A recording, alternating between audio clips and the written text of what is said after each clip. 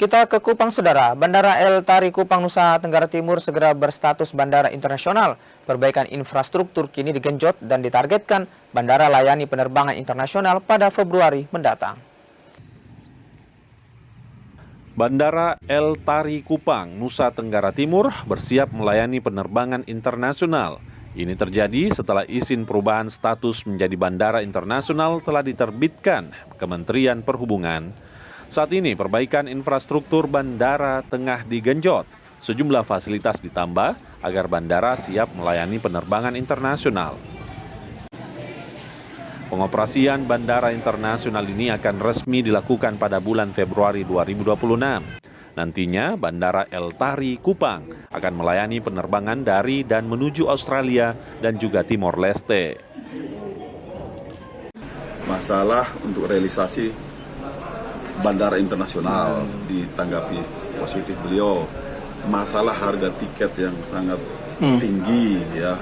Kemudian masalah butuh penambahan kapal penyeberangan ya. Kemudian satu lagi itu adalah masalah peningkatan kelas Pelabuhan Tanjung Kupang dari kelas 3 menjadi kelas 1 gitu ya. Nah, itu sudah saya sampaikan tadi dalam rapat koordinasi dengan seluruh jajaran Kementerian Perhubungan, dan beliau menanggapi dengan positif, termasuk para dirjen yang mendampingi beliau.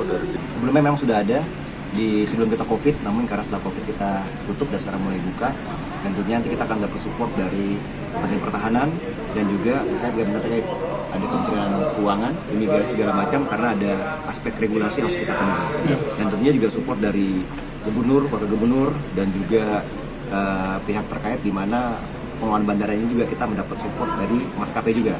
Harapannya ini menjadi hidup kembali di tahun 2026, dan ini pasti akan membuka peluang-peluang yang besar karena sudah ada mobilisasi orang dan barang ke sini, dan harapannya makin luas juga gitu.